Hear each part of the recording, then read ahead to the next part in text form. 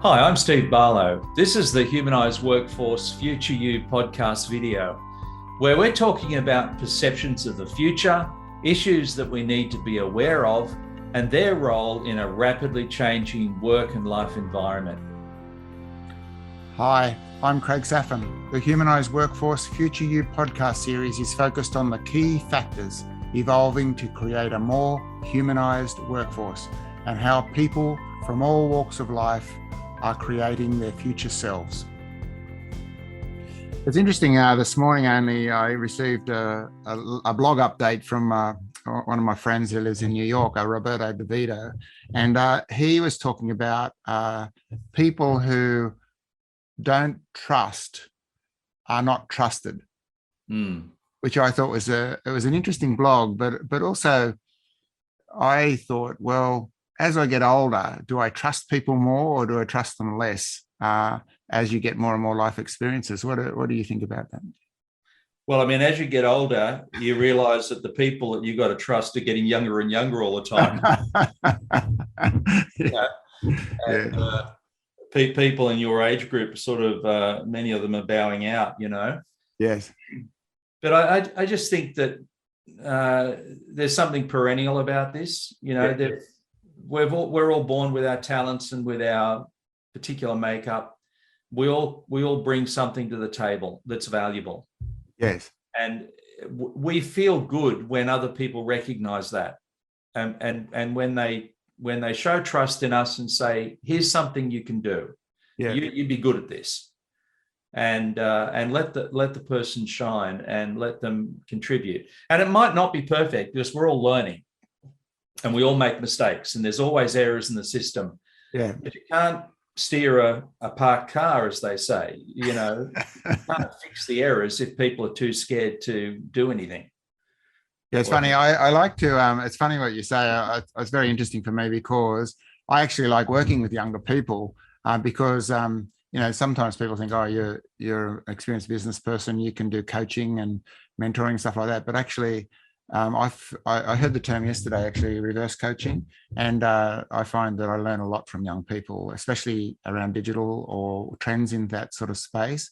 It's a fast-moving world, and I think, like you say, if you have an ecosystem where you've got a spread of demographic, then I think you can learn a lot more because different demographics are focused on different things, aren't they? So.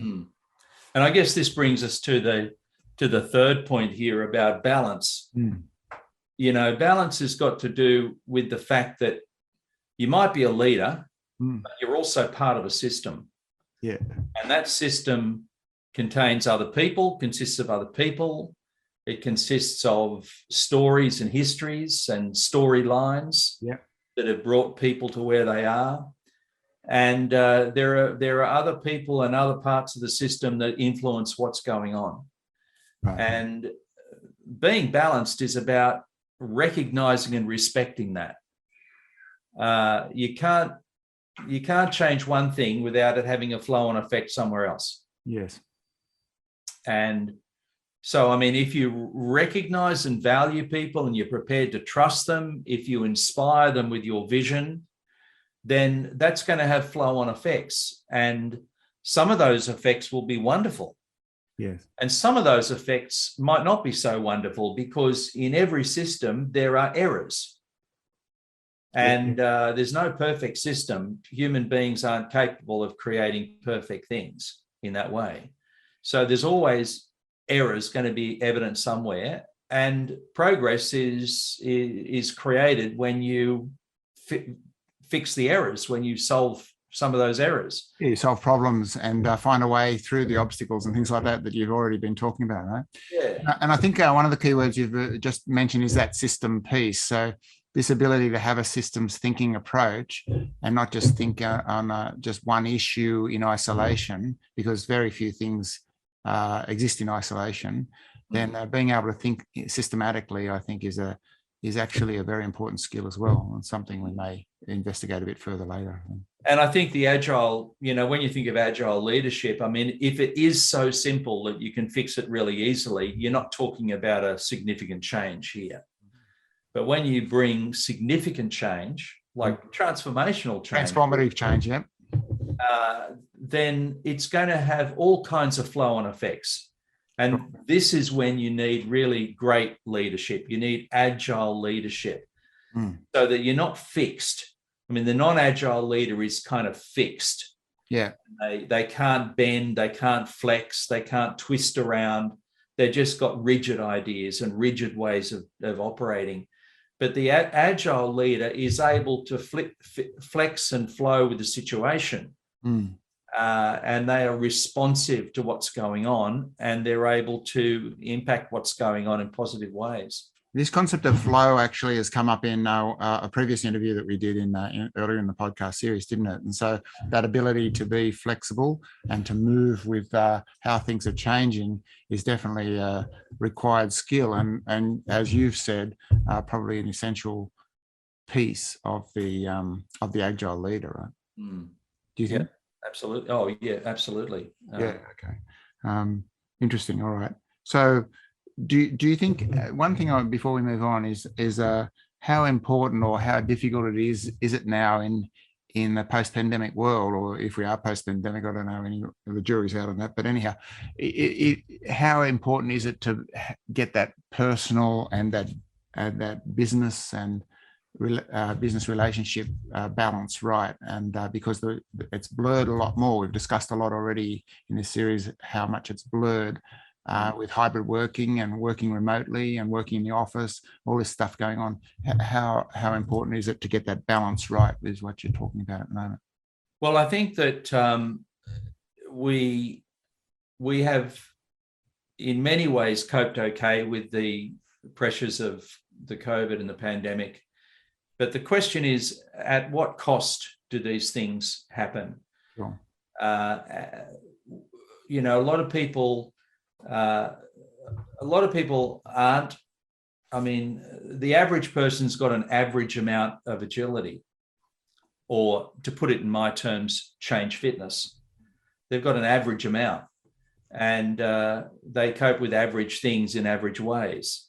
But the pandemic has not been all that average. It's pushed us outside of our normal routine and our normal everyday life. Yeah. But there's nothing to say that that's not going to be kind of normal in the future. We're dealing with climate change that's going on, that's giving us strange weather patterns. There's political unrest. There's economic change and pressures going on. And I mean, there's lots of things. We live in a very fast and rapidly changing world that's interconnected and interdependent. And, we need to be up to speed with this, and we need to build the capacity inside of ourselves so that when we're put under the pressures of change, we don't go under. We can respond in an adaptive way. And that's why flexibility is important. That's why agility is important. We need to be the ones that can flex in response to the weather that comes out there in the environment, whatever it is. Yeah. Whether it be storms or whether it be peaceful weather. And I think what we've seen is a lot of sort of mental health stress. And this is spoken about a lot. People have coped, but there's been a cost. Yes. And building agility is something we need to do now so that we don't suffer such a big cost. We're more prepared for it. Yeah. And there's science around this, and we can do it. We just need to recognize the importance of it. Yeah, sure. How interesting. Yeah, thank you. So I guess this brings us to the end of our discussion around requirements for leadership in the Humanised Workforce Future Year. And specifically, we've been focusing on the Agile leader, the characteristics of the Agile leader.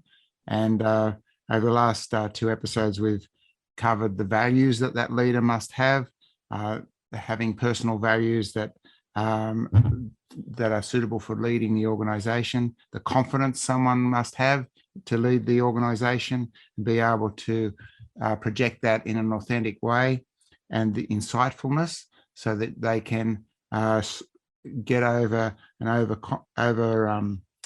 confidence and have the insight to solve problems and to remain optimistic vision, where they're heading, with time limited and some goals or objective outcomes that can be sold to the people in the team or the company.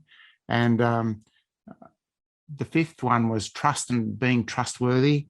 Do people trust you? Do you trust people? Having that mutual trust is important to have that fellowship and also the leadership capabilities. And then to be balancing your personal life and your business life, but also to be balanced in your opinions and your outcomes, and not just be swinging and unpredictable, so that you can be agile and be able to flow with the changes, but at the same time, being a little bit predictable in how you're going to handle difficult situations. Steve, do you got anything you want to add? Well, I think you've done a good summary there of it, Craig.